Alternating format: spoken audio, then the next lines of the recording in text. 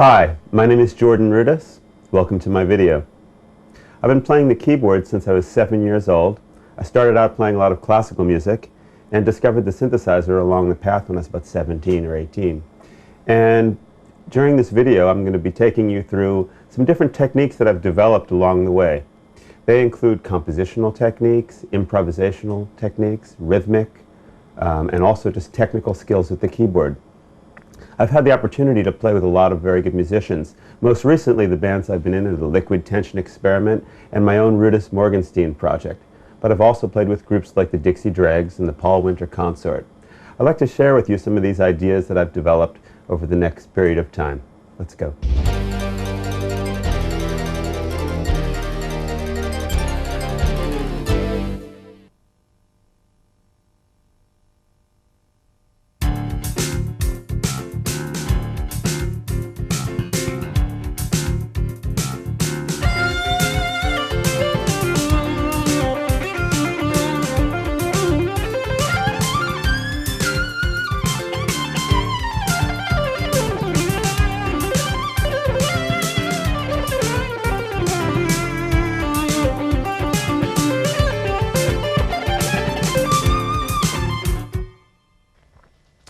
I'd like to introduce you to some of the ways that I think about playing leads and playing melodies.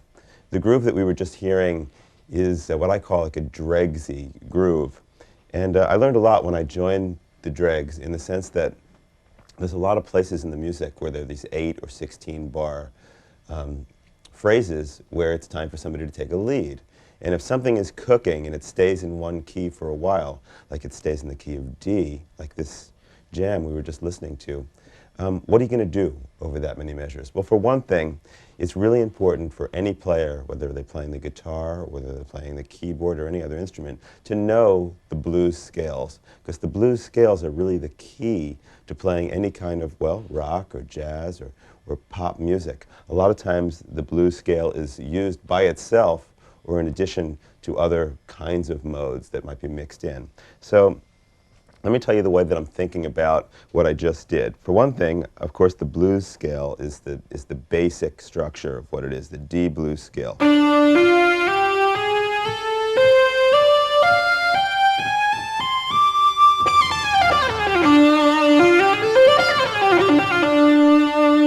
Okay, for those of you who don't know what a blues scale is comprised of, basically it's the root, the minor third, the fourth, the flatted fifth, the fifth, the seventh, and again the root. So, now what makes it sound kind of cool on a keyboard like this, or an instrument where you can bend, like a guitar or a wind instrument, is to actually bend some of the notes. And that's where my pitch wheel and my ribbon comes into play. Like bending from the fourth to the fifth is a good sound, or even playing around with that flatted fifth from the fourth, like.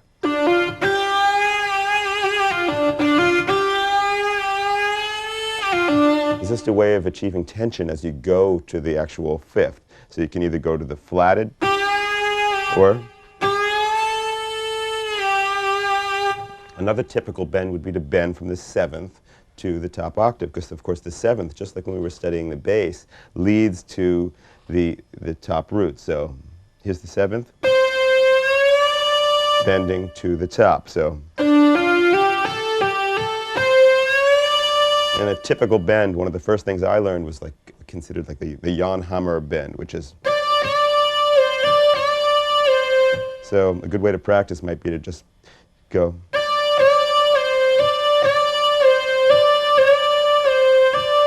It's kind of a three rhythm. 1, 2, 3. 1, 2, 3. 1, 2, 3.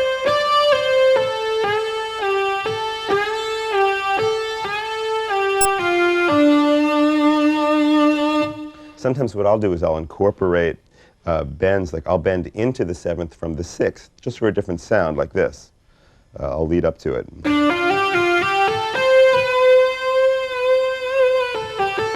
Whereas the sixth itself is not necessarily a step I would use in a traditional blues scale, because that would sound like. But I would use it to bend. Here's the fourth going into the fifth. and even the second, which is not part of the basic scale that I laid out, but that bending into the third.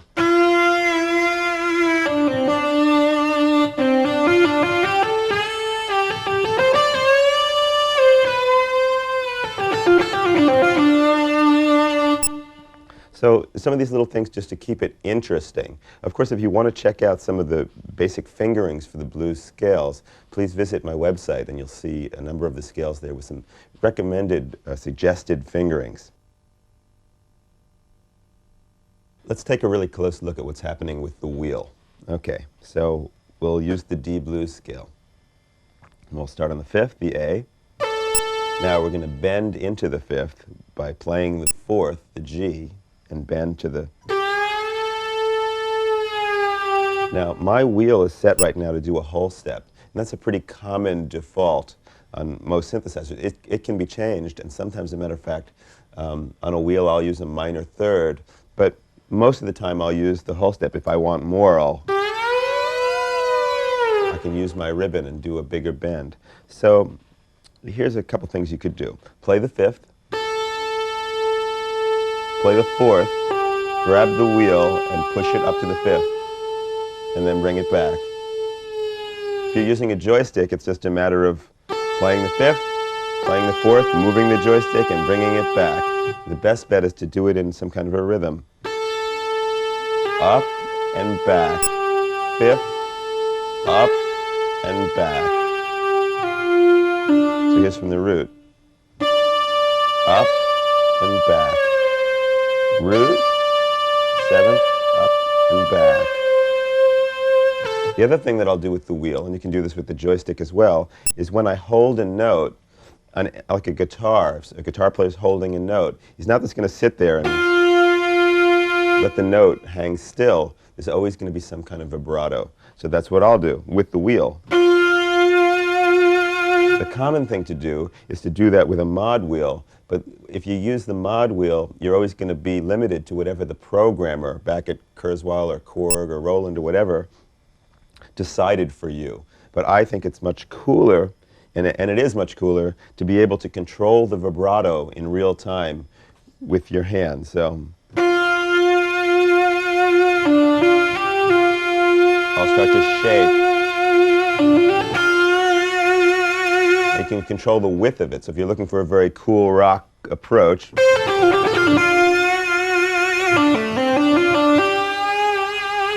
it might be very wide. And sometimes it's cool to do it a little slower than you might think is the right way. A lot of times the pre-programmed vibrato is more like a little faster. But the cool rock vibrato, really, if you listen, is slower.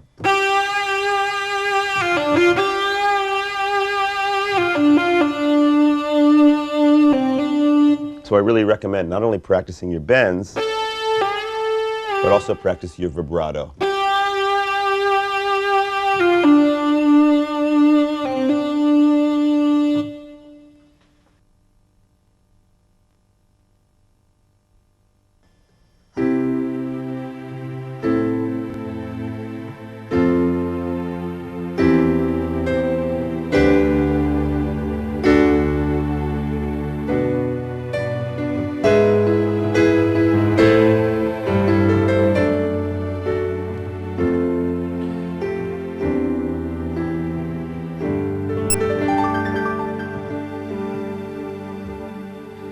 "95% of what I play is using this kind of close voice leading.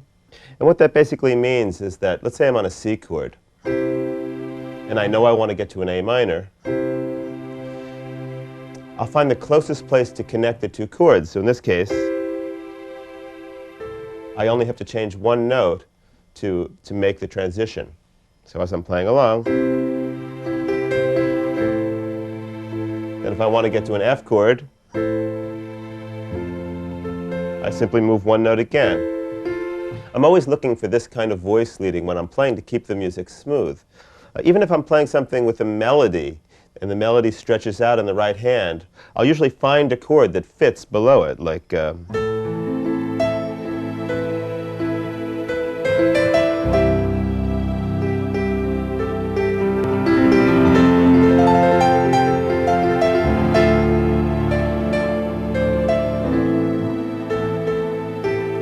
So notice that I'm playing the melody, often with my top finger, and positioning the chord underneath. Here's another example.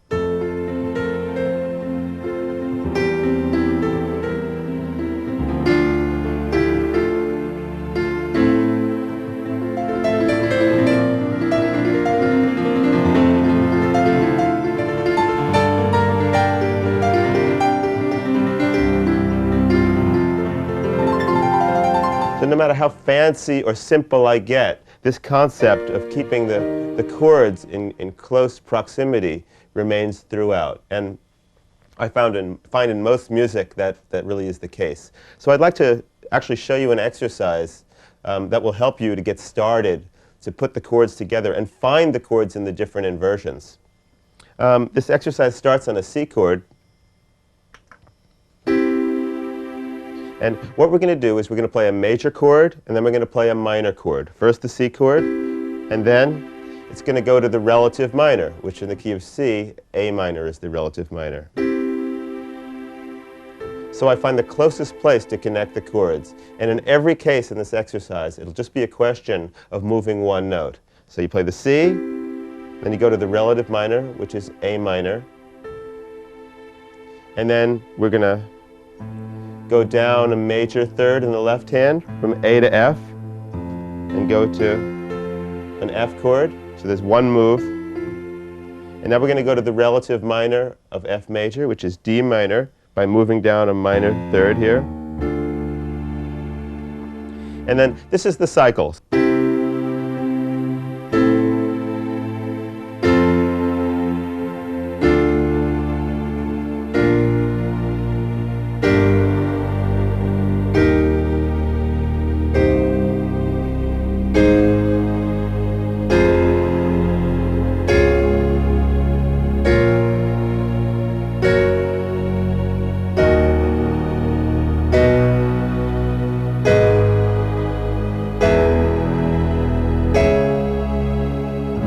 Skipping it down the octave.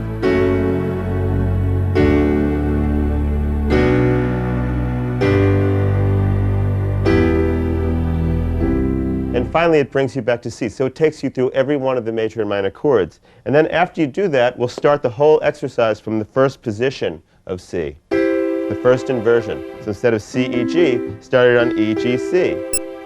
So the second chord will be A minor, but now the first finger to move is the middle finger.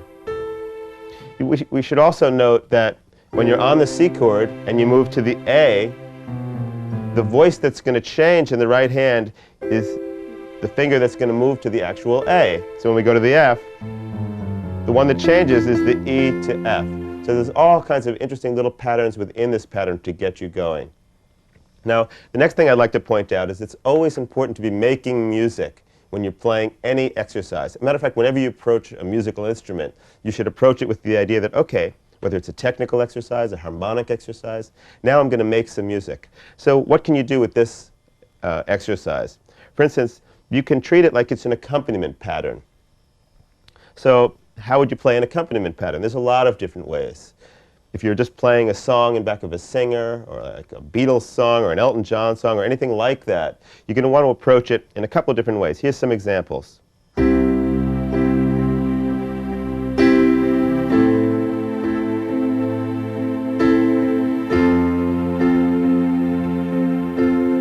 Okay, that's one way you could play an accompaniment pattern. But what about this?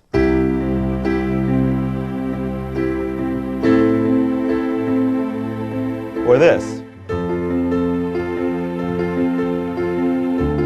Or even this.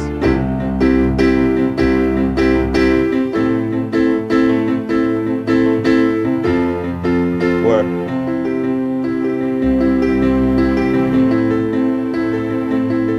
so there's unlimited ways to play a pattern just with using this simple chord. And that's what I'd like to stress with any music that you're going to make, is when you're playing my exercises especially, try to make music. Pick a pattern and hold that pattern for a couple chords. Or play that pattern through the whole exercise and then pick the other pattern.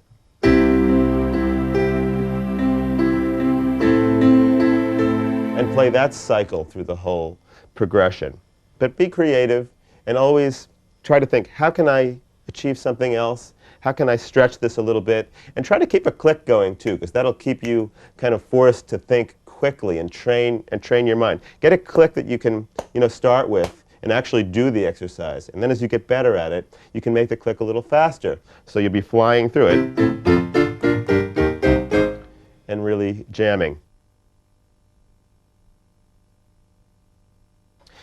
Now I'd like to talk a little bit about the way that I developed my skill with chords.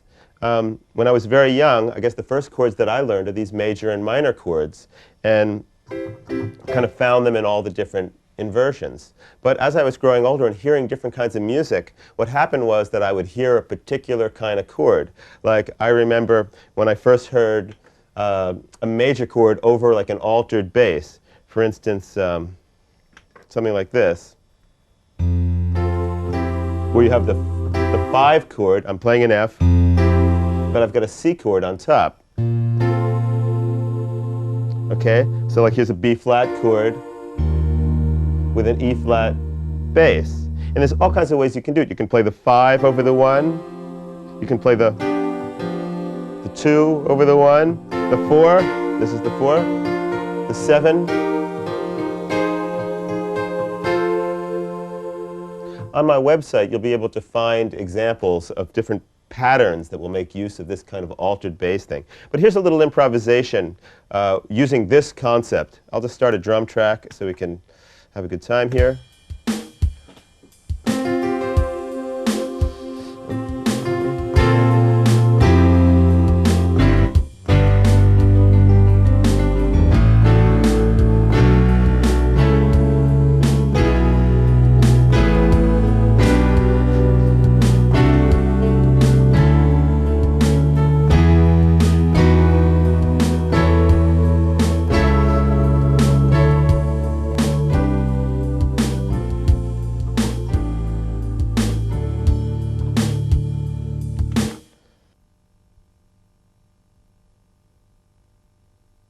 Another chord that I discovered is the sus chord. That's where you take like a C, you take the 4th and the 5th. I discovered this when listening to Tarkus, E.L.P. Tarkus. Of course, Keith Emerson is very big on sus chords. But same thing. Discover the chord, find it in different positions. And in different inversions. And once you find it, actually try to write a piece. Try to do an improvisation. Here's an improvisation that I'll do that uses sus chords.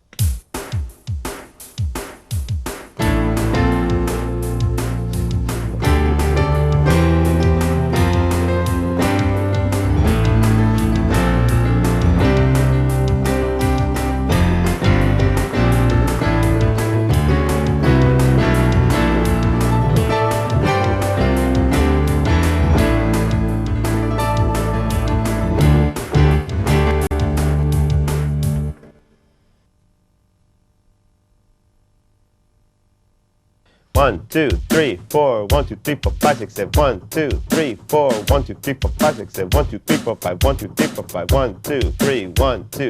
1, 2, 3, 4, 5, 6, 7. 1, 2, 3, 4, 5. 1, 2, 3, 4.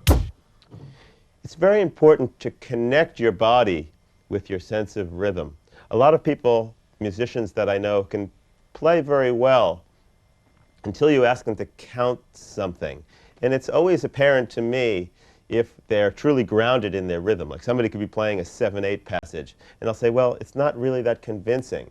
And then if you ask that person to count while they're playing, the whole thing will fall apart. So I recommend to everyone, any musician, to learn how to put rhythm in your body. And how do you do that? Well, for one thing, we can step away from our instrument. Okay? So let's do an exercise now where I'll just be counting the beat and clapping the rhythm. So the first rhythm is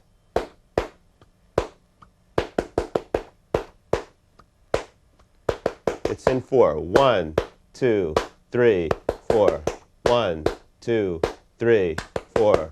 1, 2, 3. So try this at home. Let's maybe do it a little slower. Here we go. 1, 2, 3, 4. 1, 2, 3, 4, 1, 2, 3, 4, like that. Now that we've done that, let's tap the rhythm. You can do it even on the keyboard if you want, like just the 1, 2, 3, 4 part of it. In other words, 1, 2, 3. And we'll use our voice to do the rhythm, like ta ta ta ta ta ta ta ta ta ta ta ta ta ta ta ta. So by putting that in your voice and then reversing it and counting while you play it, 1, 2, 3, 4, 1, 2, 3, 4, you start to develop some sense of like a body rhythm. Here's a little rhythm exercise that we can do at home. Follow along with me. What I'm going to do is I'm going to set up a click, then I'm going to tap a particular rhythm, and then you'll take the same amount of space to tap it back to me. So in other words, it'll be like this. 2, 3, 4. Now you.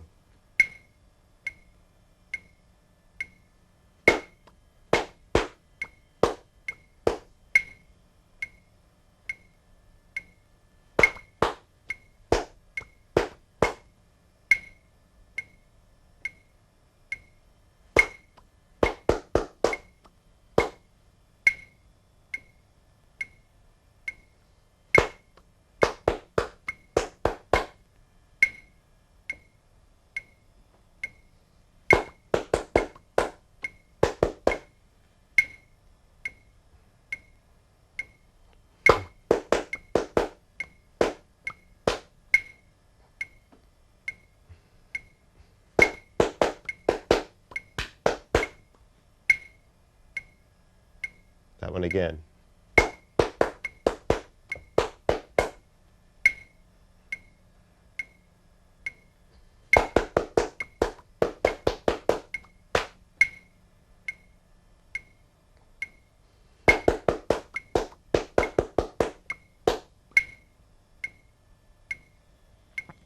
Okay.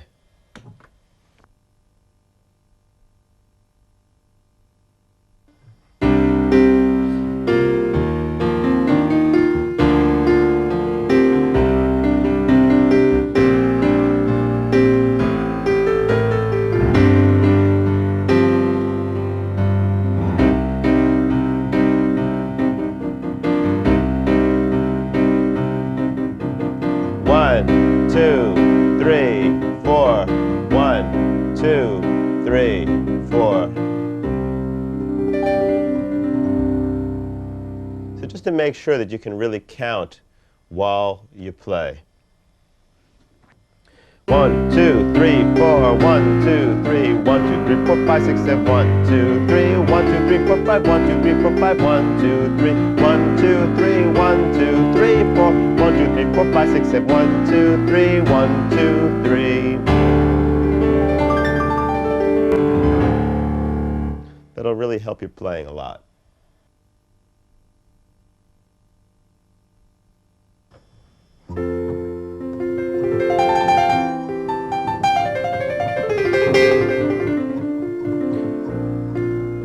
One of the most common questions is, how do you play over the changes? How do you know what to play?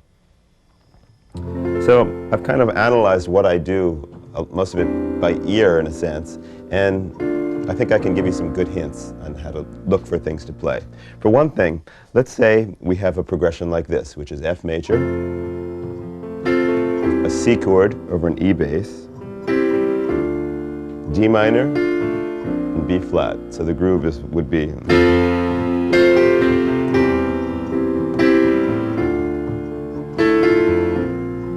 And that's all. What are you going to play? Well, you have a choice. One is you can analyze the chords that you're playing. In other words, look at the F chord. What notes are in an F chord? Okay, the next chord's a C chord. Let's kind of overlay that. So a C chord is C, E, and G, right? And then, of course, there's a B flat chord here as well. So we've got these notes so far. And what did I leave out? And a D minor. So we found the scale, basically, by looking at the chords that are in the progression and analyzing all of them. All together we've made a scale. So if I try that scale,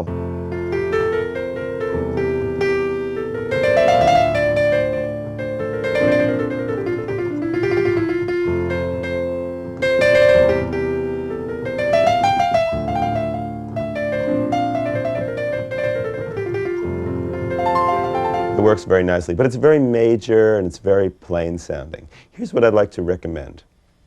If you have a progression like this, it's in a really in a major key, try using the relative minor blues scale. So in F major, the relative minor, you would find it by going a minor third down from F, saying, oh, D is the relative minor. So what is the D blues scale? Well, we just looked at the D blues scale in the first example, so that's this.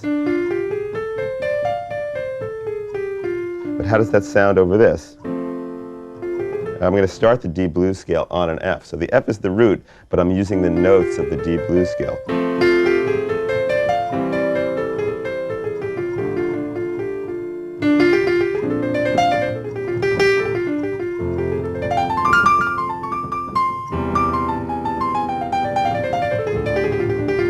It's perfect. It's really the right sound. So what you can do is you can mix up the major idea, maybe for the melody. Let's make up a melody, anything.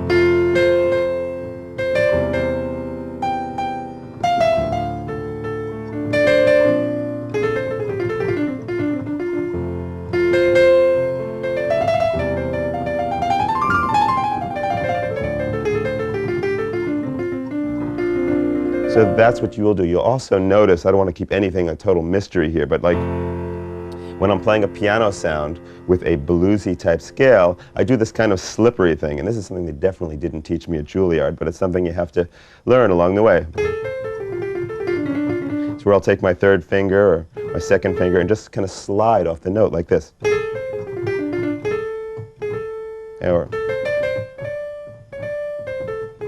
So I'm sliding from, in this case, the flat 5 of the D blues scale into the major third here of the key of F.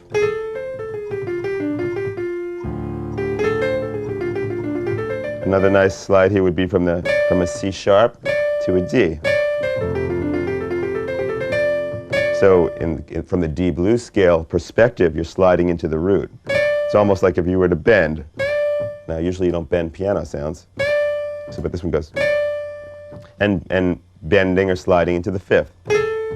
So that's the piano player's way of really bending.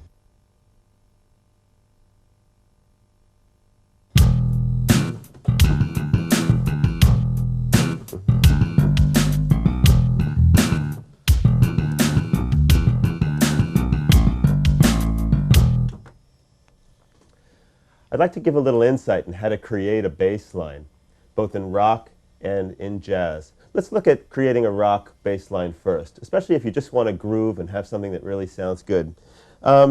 It's important to realize some of the things that bass players do. And as a keyboardist, and with today's technology, a lot of times we find ourselves creating a whole orchestration. So let's take a look. First of all, the octave is the most important interval in a bass line. A lot of times, bass players will simply just take the octave and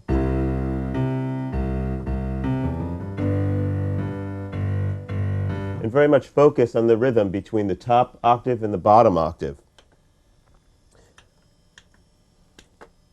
The second most important thing, I would say, is the fifth. So if you're playing in E, let's say, you could play root, fifth, octave. So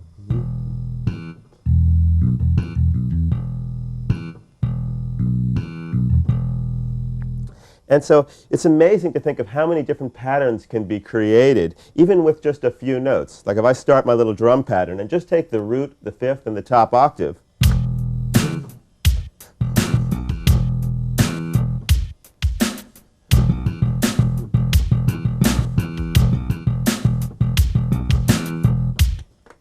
And you can keep on inventing. Just because you're only using like 2 notes in this case doesn't mean you can't be very creative and even imply different styles. The next interval I'd like to bring into the picture is the 7th. So in E, we're going to take the low E, a D, and an E. Now let's add that with the 5th. We're basically starting to outline a pentatonic scale.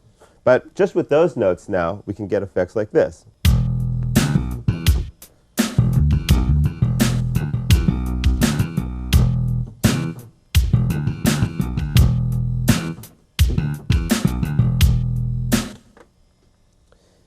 It would be great to get a rhythm going now that we've already discussed rhythm, and actually try your hand at looping a bass line, creating something that would go for like 2 measures, and then without stopping the count, to go on and create a different pattern. Something like this. So you would, and again, now do something else.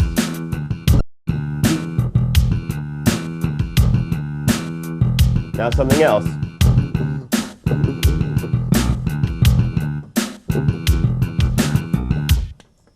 This kind of practice would be very helpful and also help with your improvisational skills. Let's look at what I consider to be like the next most important interval in creating a bass line, which is the 4th.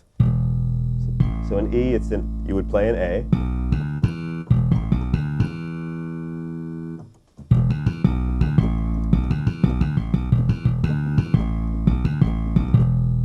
The interesting thing about this whole thing is that you'll notice that I started out by showing you the intervals that were most spread out. On any instrument that's playing in a low register, you'll want to have the intervals spread out. It's kind of like if you take a piano sound and you would play a chord like down here. I mean, certainly it's been done in some Beethoven stuff where he just plays a very thick chord. But in most music, most popular music especially, what happens is that the low register will be actually spread, whether it's a piano sound where I'd be playing like root, 5th, and then the 10th, or a bass sound where as I said, the octave would be the most important thing. So then as you're getting more busy in the bass, you could add the extra notes. So now let's add the 3rd to it, the minor 3rd, E, G. So our notes are E, G, A, B, D, and E. And I would say we have pretty much a complete palette of notes to really do a lot of things. So again, what I recommend is start your drum groove,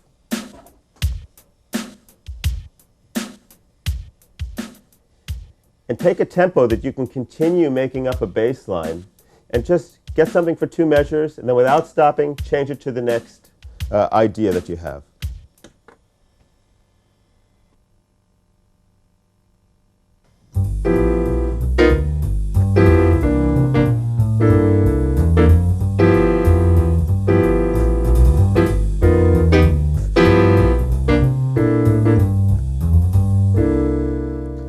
Take a look at this whole walking bass idea. It's a little bit different than the rock approach. In this approach, it's called walking bass because it simply does that. And we have to examine the term first, I think, to understand what should happen. Basically, in this bass line, there's a definite direction the whole time you're playing. And the walking idea is usually constructed by playing almost in a scalular fashion, like. But where are you walking to? That's the whole consideration. Let's say we've got a G-type blues progression that we're going to take 8 beats, like, till we get to C. So you figure you've got 4 beats to kind of linger around G. And in that case, you don't have to be so concerned with the way you're going to slide into C for the first 4 beats. So you could. But after that, you've got to really approach your C. So let's walk at that point to the C from where I am.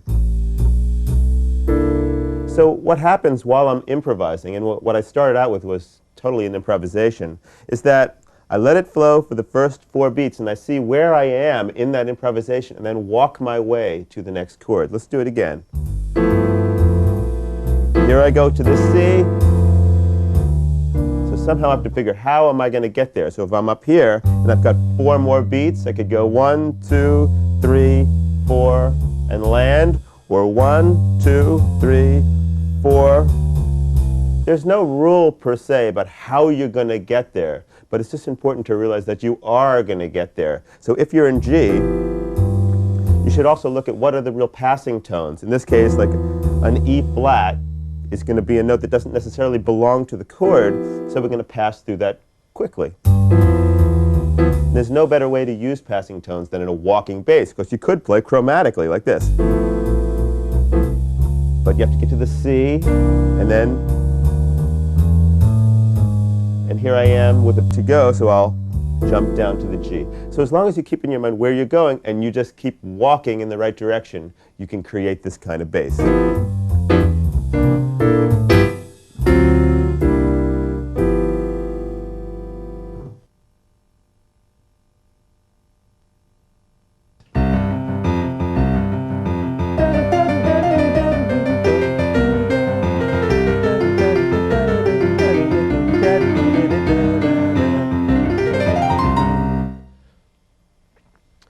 People very often come up to me and say, well, how do you develop independence of the hands? Not necessarily independence of the fingers, but how do you do one thing with the left hand and another thing with the right?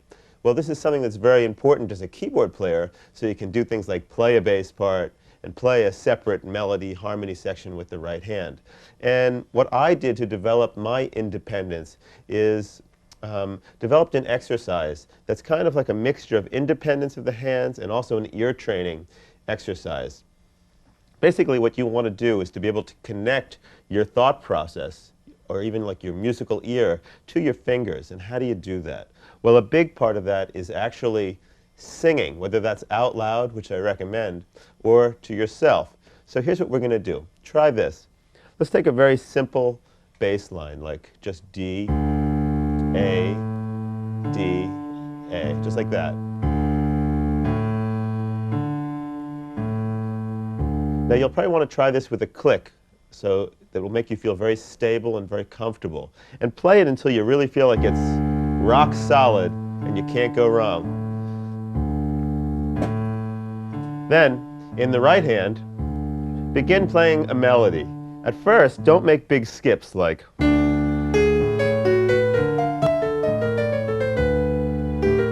because probably what will happen is you'll disconnect your ear mind to your hand. But if you play scalular, like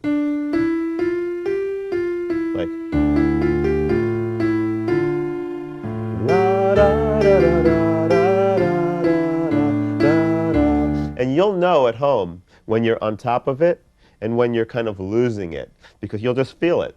So a very comfortable tempo, and sing while you play, and play up and down. Don't make big skips, and just try it.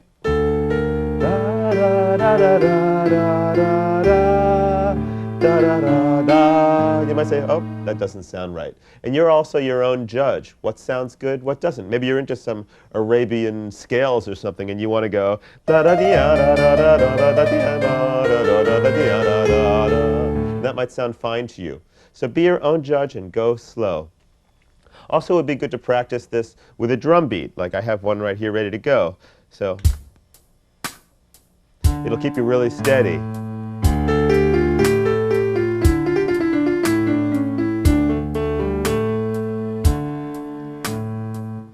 We're going to have a number of different bass lines for you to try on my website, so I encourage you to go take a look and check it out. Let's look at a couple more right now while we're here. How about trying this one?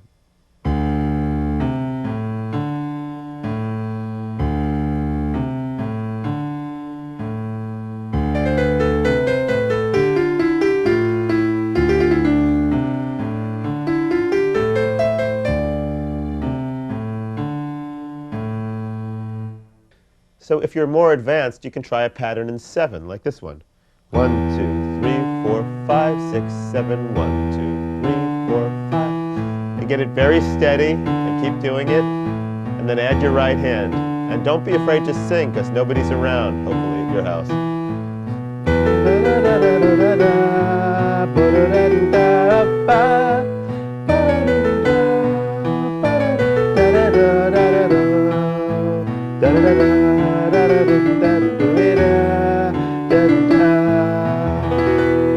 So that's the kind of thing I recommend. Very steady, very slow at first, a tempo that you can really do it, and then slowly increase your tempo. And this should gain you a lot of ear-to-hand coordination and also independence of the hands.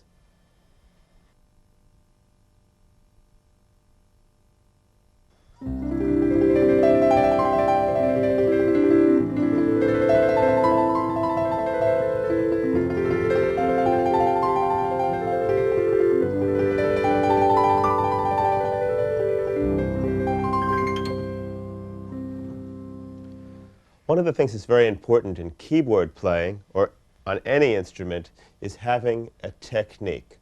And to develop a technique, it's kind of like a sport in the sense that it's a very physical thing. And to be able to make music on a keyboard, you're going to have a lot of control of your hands. There's just no avoiding that. First of all, you want to make that connection between your ear and hands. And if you want your hand to play exactly what you're hearing in your head, your hand better be well equipped to do that. There's a number of things we can look at concerning technique. And the first thing I want to point out is that your main goal is to be able to have enough strength in your finger so that you can keep your arm quiet. You see too many players who play along and there's a lot of motion. But usually to do a riff, you don't necessarily need to be moving around at all with your arm. It's just your finger that's going to actually make the motion. So to be able to do that, you have to get some finger strength. And to get finger strength, you have to practice things that will give you independence of the fingers. Now, I myself practice not only on the keyboard, but I'll also practice on my knee, or I'll practice on a tabletop. And some of the exercises that I'll show you, you can do anywhere. Of course, there's very standard exercises, like things like this one.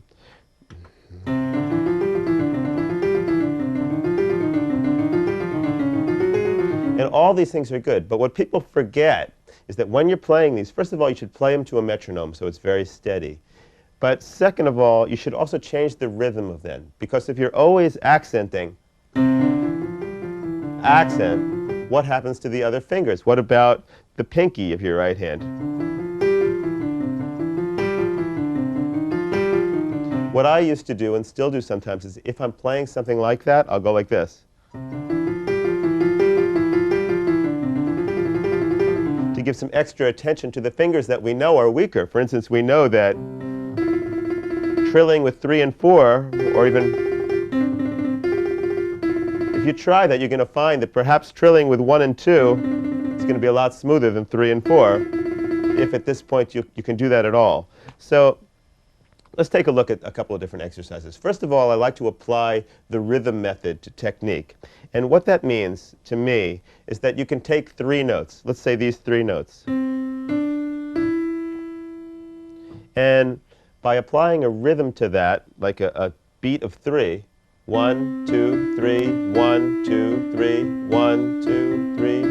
So you're playing quarter note, then eighth notes. 2, 3, quarter, eighth, eighth, eighth, eighth, quarter. And what's happening here, you'll notice, is that first we're accenting the C, C, E, D, C, E. Now try it in a 4 count. 1, 2, 3, 4, 1, 2, 3, 4, 1, 2, 3, 4, 1, 2, 3, 4. And it'll work with any 3-note pattern. How about if we take these fingers and go 1, 2, 3, just that. 1, 2, 3, 4, 1, 2, 3, 4, 1, 2, 3, 4, or 1, 2, 3, 1, 2, 3, 1, 2, 3. Let's take the same first pattern we did and count it like this. 1, 2, 3, 4, 5, 1, 2, 3, 4, 5, 1, 2, 3, 4, 5, 1. So what's happening when we do a 5 count, not only are we practicing coordinating our rhythmic skills with our body by counting, but we're also accenting a different note each time. 1, 2, 3, 4, 5, 1, 2, 3, 4, 5, 1, 2, 3, 4, 5, 1, 2, 3, 4, 5. Do it with your weaker fingers. 1, 2, 3, 4, 5, 1, 2, 3, 4, 5, 1, 2, 3, 4, 5, or 1, 2, 3, 4, 5, 6, 7, 1, 2, 3, 4, 5, 6, 7, 1, 2, 3, 4, 5, 6, 7, 1, 2, 3, 4, 5, 6, 7. Things like that. And do that kind of exercise on tabletops. If you're in school, you can be, while the teacher is talking, don't tell them that I recommended this. You can go 1, 2, 3, 4, 5, 1, 2, 3, 4, 5, 1. And try not to get your whole arm involved in the accent either. Don't do this. 1, 2, 3, 4, 5, 1. The temptation will be to do that at first because you don't have the strength in your finger yet to do that. But if you go slowly,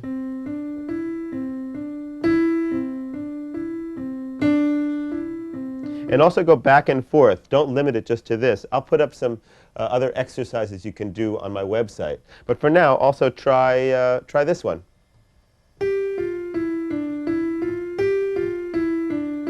So 1, 2, 3, 4, 1, 2, 3, 4, 1, 2, 3, 4, 1. So all it is back and forth, just like that. And you're going 1, 2, 3, 4, 1, 2, 3, 4, 1, 2, 3, 4.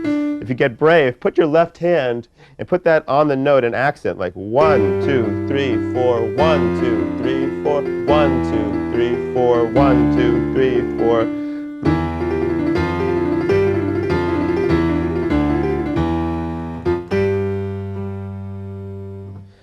Some other exercises that I'd like to show you include an exercise that I kind of made out of an original Brahms exercise, which goes a little bit like this. It's just purely chromatic, but you're using all 5 fingers.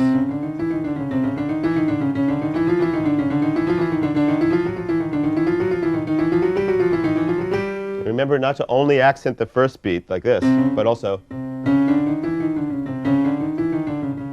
and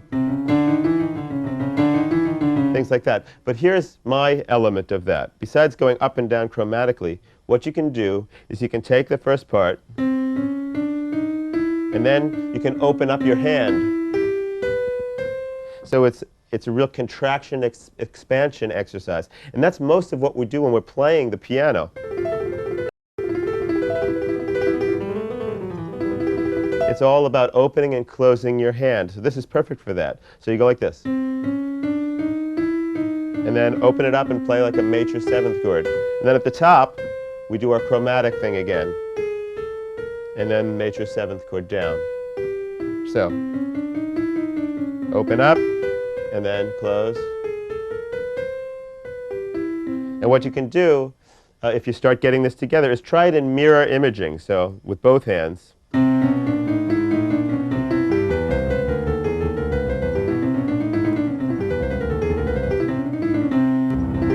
It's a perfect exercise for right before you're about to go on stage and you really need to get your hands limbered up and feeling warm.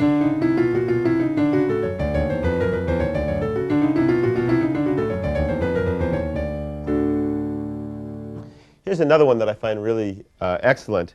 And this is an exercise where you'll take different chords. You'll start out with a major 6th chord, C major 6th, and you'll play your 3rd and 5th fingers, G and C, E and A, C and G.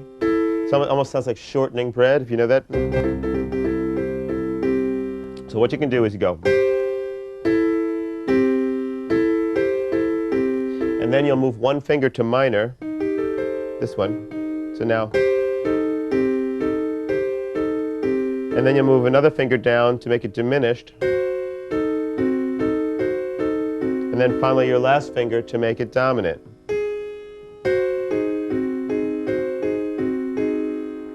Then when you're done with that, you move to the next key. So you start out with major, then make it minor, and then drop another finger here to make it diminished, and then finally drop this finger to make it dominant of the next key. And when you've got that down, you can add your left hand in a mirror image. So that turns out to be like this.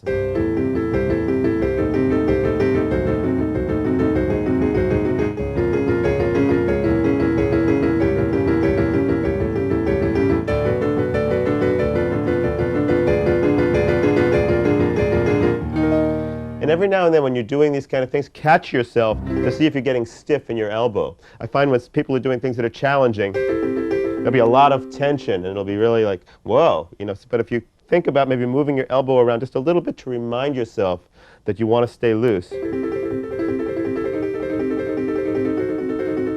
You should be able to like knock your elbow away at any point. So the other thing that I'd like to mention about technique is that it's really important to be able to hold down certain fingers while playing with others.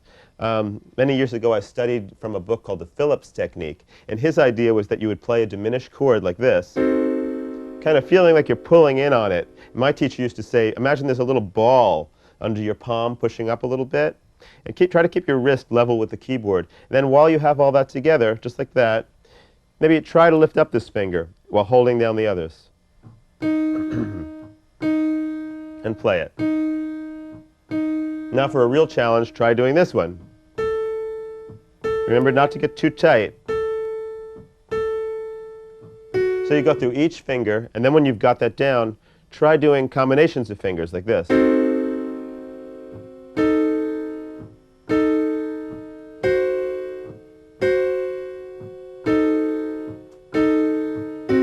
And of course, the triplet is one of the most helpful rhythms in technique because it lets you accent both fingers in this, like this, like 1, 2, 3, 1, 2, 3, 1, 2, 3, 1, 2, 3, 1, 2, 3, 1. You can also try this exercise just by holding down like C, E, F, and G. You can go.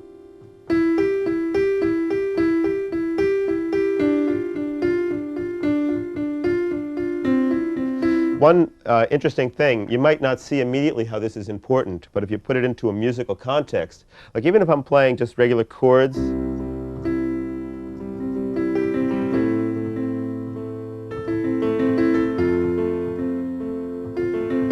right now I'm not using any pedal, but it still sounds like the chord is sustaining. That's because I'm only lifting up the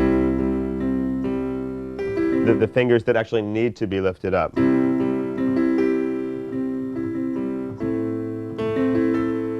And to do this, it requires a bit of independence in your fingers.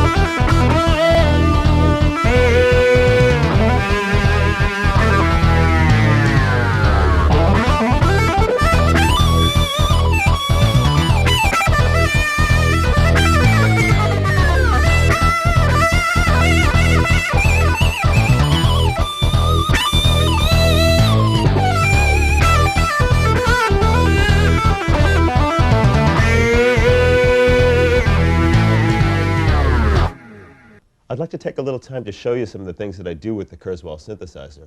For one, when I play out live, these days I only use a Kurzweil 2500X exclusively. No other racks or modules or anything. Everything is basically in this synthesizer. And of course, this unit is a synthesizer and a sampler, and that's part of what makes it really powerful. It's the merging of those two technologies that really makes it possible for me to do what I do and express myself. Let me show you some examples of some of the kinds of things that I do. It's possible to basically put a different sound on every key, but more than that, I can decide on specific layers per key. So you really have complete control over, okay, I want 3 sounds on the C sharp, and I want 1 sound on the G, and in this area I want another sound. Like for instance, in this sound,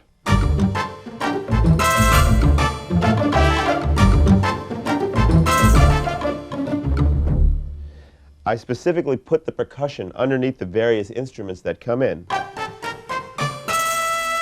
Like you can hear the little tambourine roll, so if I go.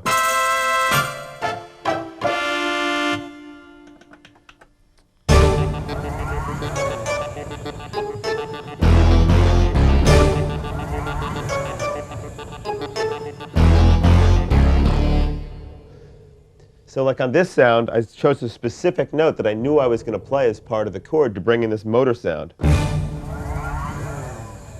There's also like an orchestral hit that happens. And as I play, you have like a pizzicato and a xylophone type sound. So.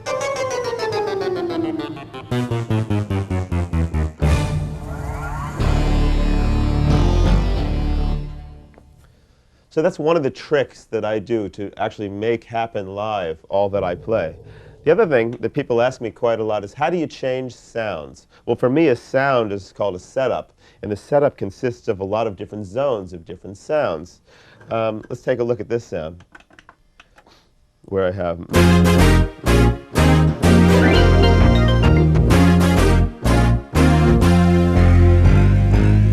So I've got all my different sounds. Let's let's call that one sound.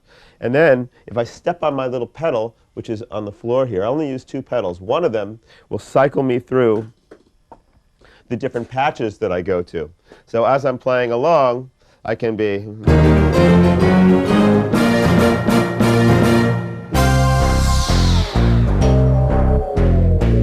then hit the pedal and have this new sound that actually has a sound where if I play lightly, I'll get this electric piano. If I hit the key a little bit harder, so as I go,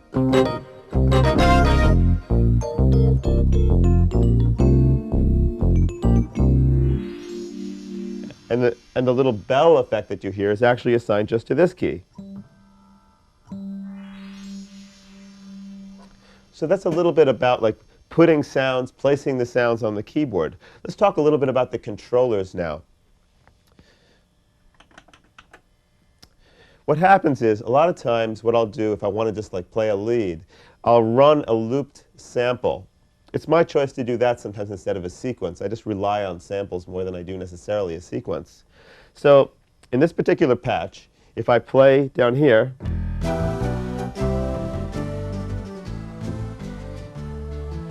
and we can all hear that now my loop is running, and it will keep running until I let go of my sustain pedal. And while that's running, I can use my ribbon, I can use my wheels, I can use my slider without affecting that patch at all. It's just a matter of my programming the sound to do exactly what I want it to do. So, and after I pressed that note and I stepped in the sustain pedal, it switched me automatically to a lead sound. So now I can play.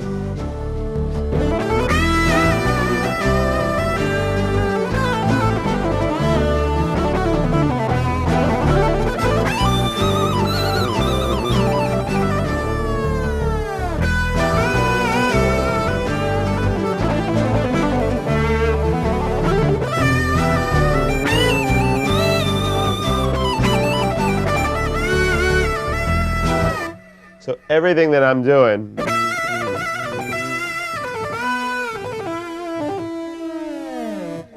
does not affect the loop at all.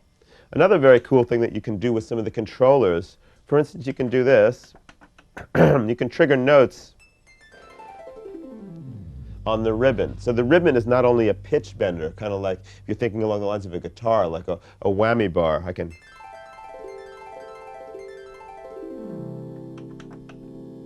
or I can also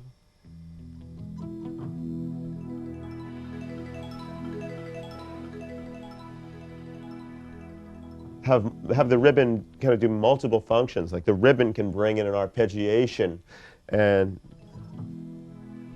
make the sound pan and change the filter all at the same time. So all these things all together kind of enable me to do what I do in performance. On a sound like this one,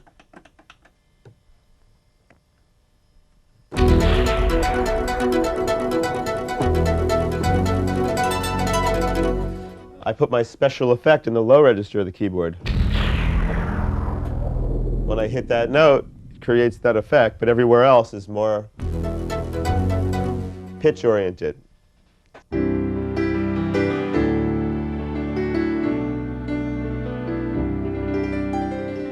What's great about my Kurzweil keyboard is that I can have infinite layering and splitting potential. I can put a different sound on every key, many sounds on one key, a couple sounds on other keys. And with the controllers and the ribbon and the sliders and the pitch wheel, I can bring those sounds in, fade them out, trigger sounds by things like the ribbon. In this example, I'll use the ribbon to actually trigger a sampled slide that I have.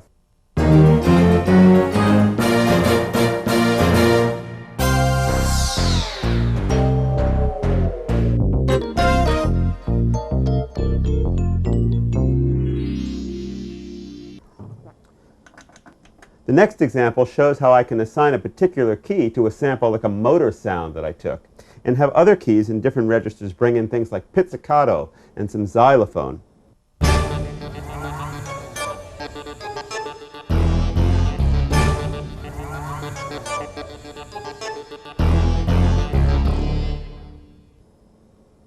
This is some of the capability of the Kurzweil synthesizer.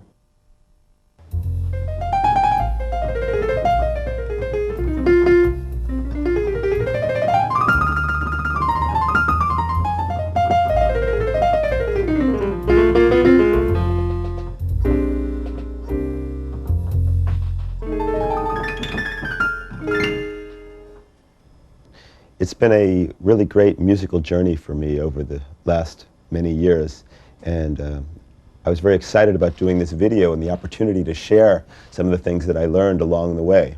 And I really hope that each and every one of you has been able to grab something out of the video, and you can watch it repeatedly and learn some different things about melodies and leads and bass and rhythms and all those different things. And we look forward to hearing from you, and please check our website because there'll be a lot of examples of the different kinds of things that I presented in the video. Thank you so much for sharing this time with me. Bye-bye.